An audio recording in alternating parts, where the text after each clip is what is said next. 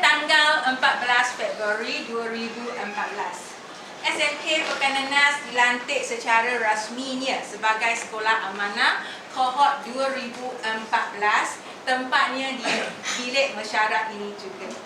Pada masa itu, saya sebagai GKMP Sains dan Matematik, jadi tidak bersama dalam majlis itu. Dan untuk makluman tuan-tuan dan puan-puan, semua SLT sudah ada yang sudah pindah, ada yang sudah bersara.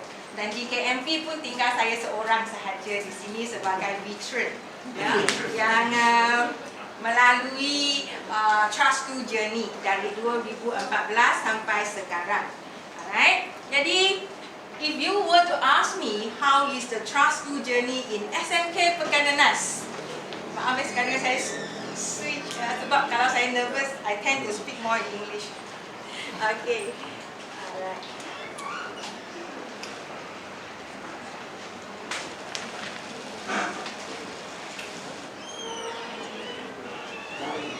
I think this video clip best describes the journey of Trust 2 for SMK Pekanenas.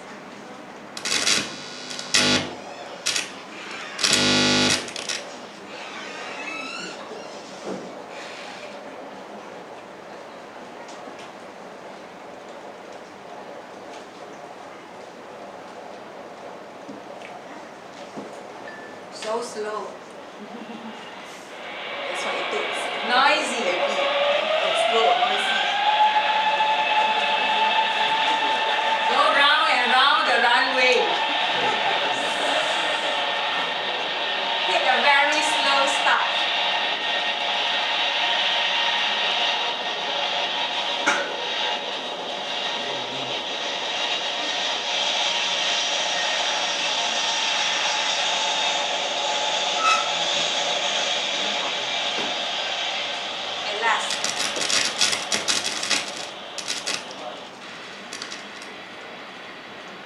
It takes off. Not yet. Sepatutnya dia ada muzik. Baru. So it takes off. So this is what we are now. Okay. So now we go back to the Trust 2 Journey. I would say the takeoff is a delay one. Kenapa saya cakap begitu? A delayed takeoff. Dari 2014 sampai 2016 berlaku krisis dalam pentadbiran, di mana kita tak nampak banyak tindakan transformasi berlaku. Dan selepas itu pada tahun 2017 baru kita mula. Walaupun tidak nampak ada banyak transformasi, sebenarnya apa yang berlaku just like the take off of the plane. The kapal terbang ini sedang build up speed. Begitu juga dengan warga sekolah SMK Pekanenas sedang membina, mengumpulkan momentum untuk bergerak dalam perjalanan sekolah amanah. Saya sangat berterima kasih kepada EP dan EA pada masa itu yang membantu kami melatih guru, beri CPD demi CPD. Cikgu hadir CPD dengan hati yang berat dan muka yang masam. Okay? Terpaksa datang juga. Begitu banyak CPD. Tahun pertama 10 CPD, tahun kedua 8 CPD, tahun ketiga 6 CPD. You think it's over? No. Tahun keempat 80 pula yang kena buat CPD. So tahun kelima dan seterusnya. Tetapi sesuatu yang berlaku itu ada hikmat-hikmatnya. Okay? Alright. Jadi cikgu sudah berjaya dari segi peningkatan kompetensi dalam PDPC. Okay?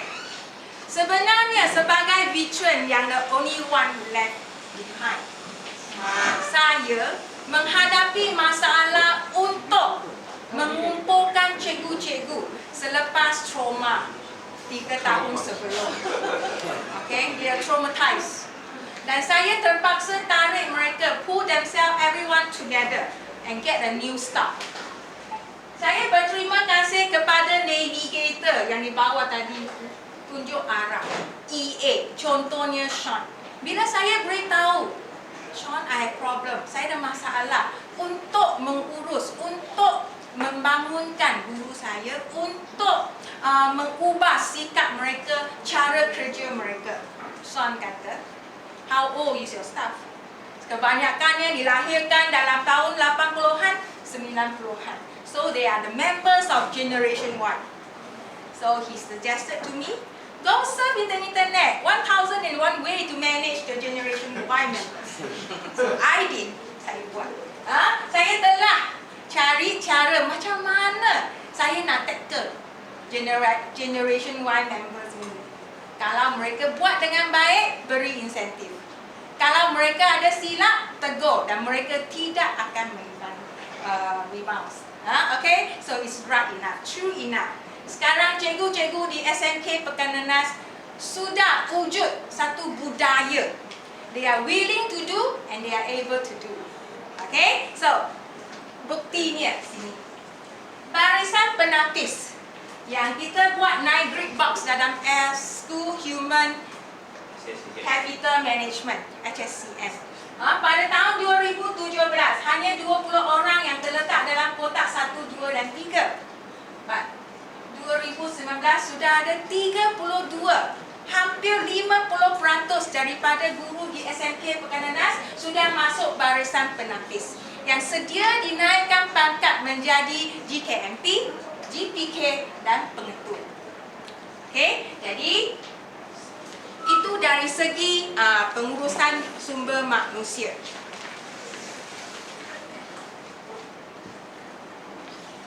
Alright. Dari segi pembelajaran dan pengajaran, dengan adanya CPD yang begitu banyak, kompetensi guru untuk melaksanakan PDPC sudah meningkat. Ini buktinya ialah LO, Lesson Observation, yang kita sudah di-merge dengan Standard 4 SKPM G2. Alright, maka itu ditukar kepada SKPM G2 2017. Maka purata, skor purata 86.82 meningkat kepada 89.06 dan pada tahun lepas 89.13. Apa kepentingannya? What is the significance of the increment? Kita lihat keputusan SPM.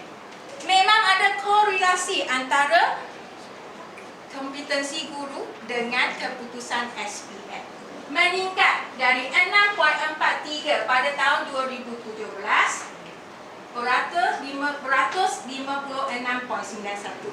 Kepada tahun lepas ada satu lonjakan sarjana. Pada tahun lepas SPM grade purata 5.66 dan peratus lulus yang mengambil kira bahasa Melayu dan sejarah menjadi 74.66.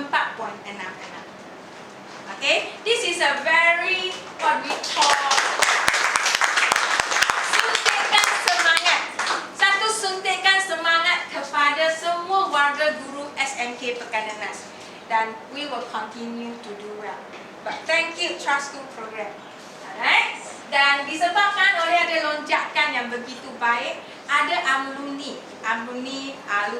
okay, bekas pelajar yang sekarang sudah jadi Datuk Lurah. Dia beri satu jamuan di 5-star hotel sebagai satu insentif untuk guru-guru kita dan KK. Okay, baik. Selain daripada LO, kita juga sudah merge, sudah gabungkan SKPM G2 dengan program sekolah amanah dari segi penilaian prestasi guru.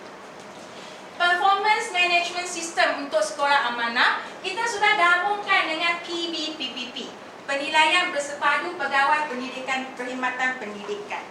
Okay, di mana kalau dulu di PMS kita hendak cikgu buat kajian tindakan, kita nak cikgu buat projek.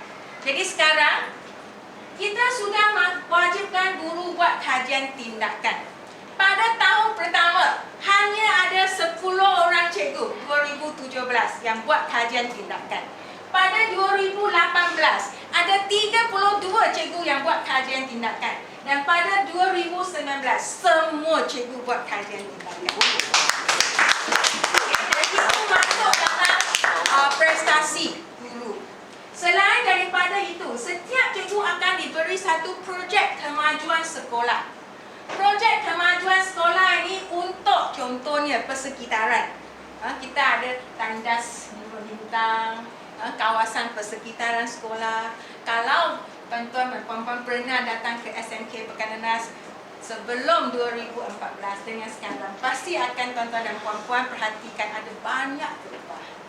Boleh tanya Mr. Wong, YDP, PIBG, SMK Pekanenas yang so far the best.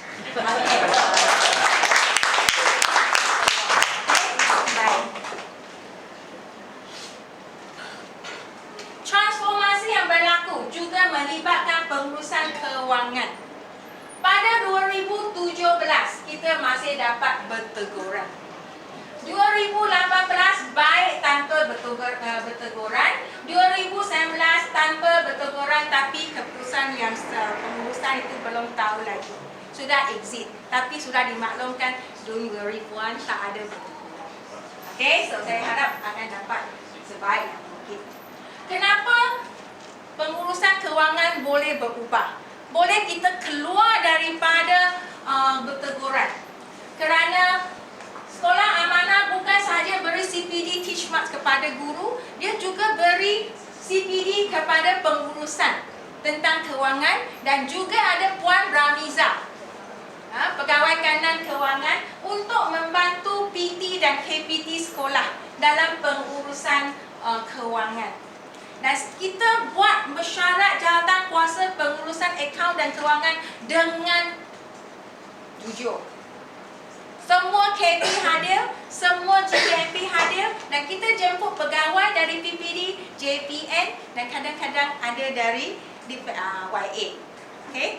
Jadi mesyuarat JPA ini menjadi bermakna. Tidak ada something fishy yang kita tak tahu peruntukan berapa. Semua ketua panitia tahu berapa peruntukan mereka. Semua GKMP tahu ketua panitia sudah belanja berapa. Dan setiap kali, 4 kali setahun mesyuarat itu, kita review perbelanjaan dan pastikan dia mengikut track. Jadi sekarang semua ketua panitia GKMP dan SLT, mungkin yang baru belum lagi mahir cara perbelanjaan, ya, proses perbelanjaan. Dan saya harap lepas ini akan diteruskan. Seterusnya, can I go on? Okay, persekitaran fizikal transformasi SBC, subject based classroom. Kita mula subject based classroom pada 2017 pada satu kelas sahaja. 2018 pada tingkatan 2 sahaja. Dan pada 2019 we go full swing. Semua tingkatan, semua kelas adalah SBC. Dan saya tak perlu cerita di sini apa kelebihan SBC sebab akan ambil masa setengah jam saja. Okay, tapi it is very good. Every SBC is a pusat sumber mini. Semua pelajar ada hak untuk menggunakan, ada akses untuk gunakan sumber pendidikan. Tak kira pelajar lemah atau pelajar yang baik, semua sama because they go to the same SBC. Pelajar yang bergerak, jadi ini memenuhi kita kata dalam PPPM ini yang kata equity. So it is equal, everybody is the same, you can access the same material, right? Dan ini sebelum, dalam gambar nampak macam okey, tapi sebenarnya tidak. And ini selepas. Okay, and just now tuan-tuan puan-puan sudah tengok okay. Dan ini persekitaran yang lain. Ini semua hasil kerja murid. Alright, termasuk yang SSIC tadi. Dan juga sudut STEM. Semua itu kerja pelajar. Okay. Bila saya sebut tentang perubahan fizikal, ada satu tempat di sekolah ini yang sudah mengalami transformasi yang begitu ketara dan amat prominent. tempat ini ialah pusat sumber sekolah. Pusat sumber sekolah di tepi sebelah sahaja. Dia sudah menjadi calon pusat sumber kebangsaan, cemerlang kebangsaan pada tahun lepas. Satu daripada 7 sekolah menengah di Johor yang sudah dicalonkan. Okay? Dan ini sebenarnya adalah usaha seorang guru pusat sumber sekolah iaitu Puan Un Sok Wan yang sangat committed dan sangat kreatif. Kadang-kadang pun saya tak tahu idea dia datang dari mana.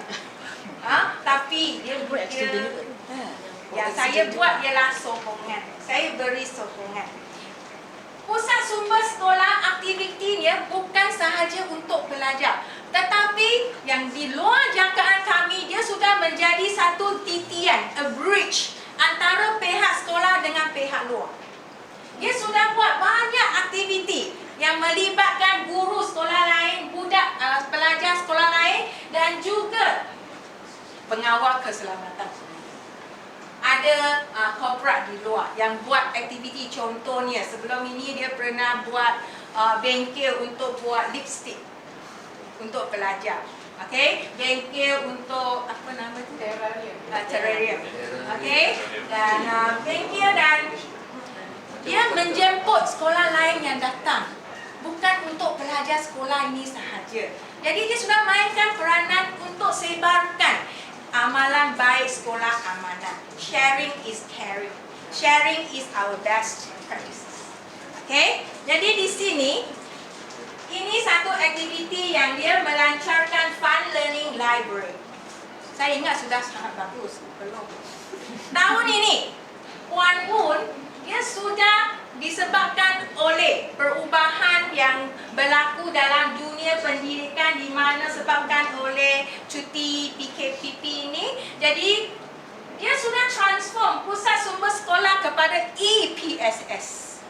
Satu usaha yang beliau buat ialah dia latih pelajar ini menjadi e-leader digital. Maksudnya pelajar ini belajar cara untuk mengendalikan mesyuarat e-mesyuarat, e-bengkel. Dan satu yang sudah berlaku adalah e-workshop. E-workshop yang melibatkan 6 sekolah dari negeri Johor. Pontian, Kulai, Johor Bahru, satu lagi apa? Kulai, Johor Bahru, Kota Tinggi. So, because this is e-bengkel, everybody can join. Dan sebab Puan Un ini not very ambitious, dia kata kali pertama tak perlulah buat kebangsaan, tak perlulah buat negeri Johor. Saya nak try saja Puan. Kalau saya tak ikut nanti dia marah. So I share.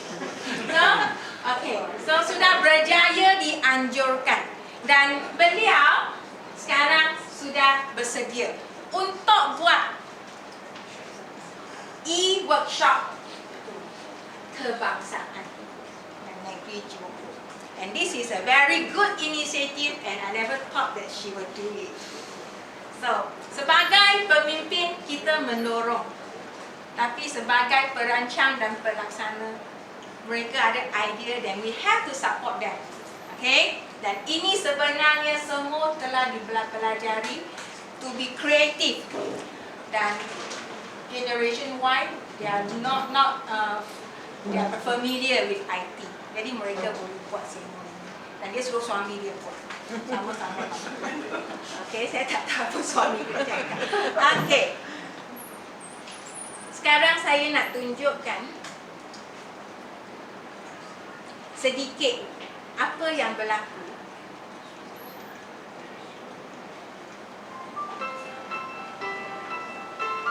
Mereka merupakan e-advisor SMK Pekananas, iaitu pengetua SMK Pekananas, Puan Fuhua. Seterusnya, guru penerokanan pentadbiran, Puan Rafiah Binti Wahid, dan guru perpustakaan dan multimedia, iaitu Puan Un Sok Wan. Saya Jermaine dari SMK Pekananas sebagai ketua penyelaras dalam e-leader. Hai, Assalamualaikum. Saya Rudana Garudin dari e-leader SMKPN sebagai penolong ketua penyelaras. Good evening. saya Benjamin, editor SMK Bekananas sebagai Dia suka berlakon. Assalamualaikum. Nama saya Maira Aisyah binti Muhammad Nizam dan saya sebagai juruacara. Hai, Assalamualaikum. Saya Ilida Andi yang bertugas sebagai cibu gambar. Hai, saya Sokali dari SMK sebagai guru teknik. So Candy ini yang bertugas untuk upload video, upload borang, upload apa sahaja semasa workshop. Dan mereka sudah diberi latihan 3 kali sahaja oleh seorang coach from Life Success Institute yang ibu the head office di Switzerland. So you can see how creative Puan Yun is. Okay, jadi ini juga menunjukkan kemenjadian murid SMK Bekananas sebab belajar ini kelas yang kelima. Setiap tingkatan ada 6 kelas. Sebab dia ada bakat ini, saya beri galakkan untuk dia. Jangan berhenti di sana. Lepas tingkatan 5 tamat SPM, teruskan. Mungkin tak masuk universiti, but learn a skill. Alright. Baik. Jadi itu pusat sumber sekolah. In fact, I'm very proud to be pengetua SMK Bekananas dengan ada akses yang begitu bernilai di SMK Bekananas. Semua guru kita gunakan kekuatannya. We use the right person at the right place. Kita gunakan kekuatan, kita kembangkannya. Dan sebenarnya tak ada guru itu liability. Kalau dia sekaku tanggungan, maksudnya pengetua ada sama-sama. So we have to transform them, buat mereka menjadi satu akses kepada sekolah. Okey. Seterusnya kita pergi kepada go on kemenjadian murid.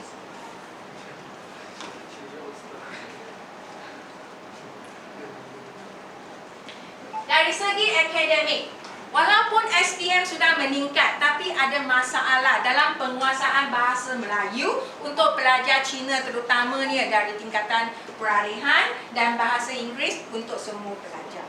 Jadi sudah ada program jangka masa panjang dan pendek ya, yang sudah saya hantar kepada pegawai DPED sebelum itu. Okey, jadi ini satu cara untuk kita memperbaiki bahasa pelajar kita.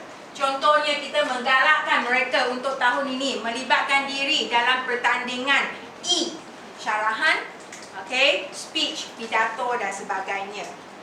Co-curricular. SMK Bekananas terkenal bukan sebab sangat bagus dalam sukan, tapi sebab tak ada padang. Kita tak ada padang. We have no training ground for the students.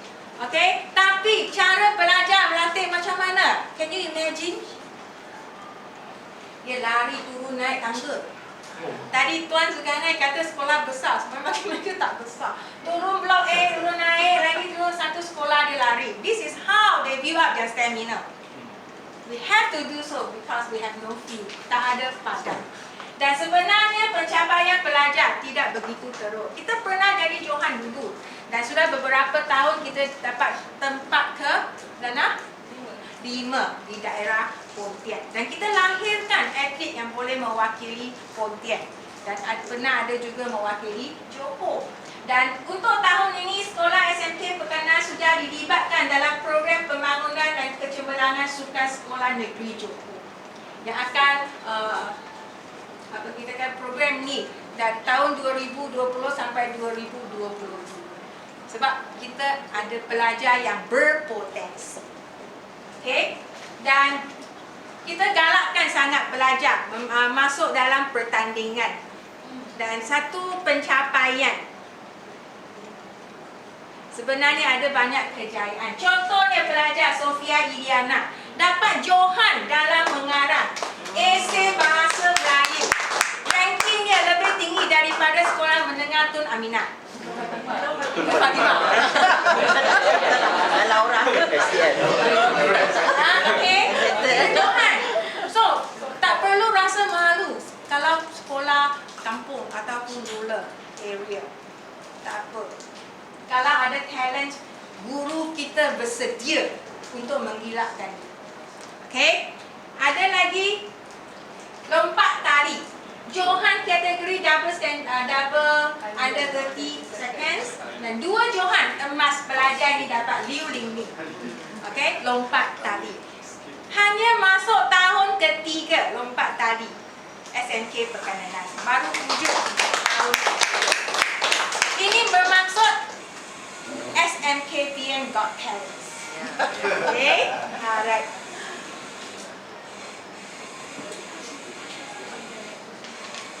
Sebab pengetua dia pun suka berlaku. Alright, so kita lihat juga sasya dan disiplin. Masalah yang paling besar SMK Pekananas adalah kehadiran murid. Okey, sudah 3 tahun kebelakang ini kehadirannya di bawah 90%. Dan untuk tahun ini sampai bulan September, ya, kehadiran purata ialah 88.40. Bila saya tengok nombor ini, saya rasa sedih. Mungkin sudah terendah di daerah Pontianak. Tapi semalam saya berbaca berita JPM Melaka kata kehadiran purata Melaka hanya 86. Ini bermaksud usaha-usaha yang telah pihak sekolah buat berhasil. Apa kita buat? Okey, WhatsApp. Grup WhatsApp pelajar tak datang pada pagi itu, masih tak boleh bangun di rumah, kita sudah hantar WhatsApp. Hello Ashman, where are you? Rise and shine. Tingkatan 5 saya. Tingkatan lain ada SPTVK dan SLT yang lain. Suruh datang sekolah lambat tak apa. Kita beri kelonggaran. Better late than never. Jadi kita beri galakan. Saya rasa itu satu. Dan ada juga cikgu yang masuk dalam grup ibu bapa. Anak puan tak hadir. Beri tekanan sikit kepada parents. Okey? Dan disiplin pula, 2 tahun kebelakang ini kesalahan ringan dan berat sudah hampir kosong. Kalau ada pun a very small case. Okey? Jadi sudah bukan lagi blacklisted seperti pada tahun 2008. 2008 pernah berlaku satu peristiwa yang menjadikan SMK Pekananas terkenal seluruh negara. But now no more. Jadi it's time for us to what we call wash, diputih. Okay? Jadi disiplin. Kita gunakan SSDM sepenuhnya. Bukan sahaja rekod kesalahan pelajar, tapi kita membantu pelajar untuk diputihkan dengan mengisi amalan baik pelajar. Ada satu program yang tuan-tuan puan-puan tadi lalu itu SSIC, Sekolahku Sayang Insan Cemerlang. Okey, ini untuk kita isi amalan baik untuk pelajar yang ada kesalahan tingkah laku, kita putihkan dia. Untuk pelajar yang memang sudah baik, kita tingkatkan dia. Okey, kalau dia ada 0 hingga 7 amalan baik, dia dikategorikan sebagai sasya baik. 8 hingga 17 amat baik. 18 ke atas terpuji. Pada hari Selasa yang akan datang ini akan ada satu majlis penyampaian sijil penghargaan kepada pelajar. 8 orang pelajar yang dapat terpuji sasya. Okey, dan saya harap UNIHEM akan teruskan program ini. Alright, jadi program ini kenapa ada amalan baik? Kenapa kita gunakan sistem ini dengan begitu thoroughly?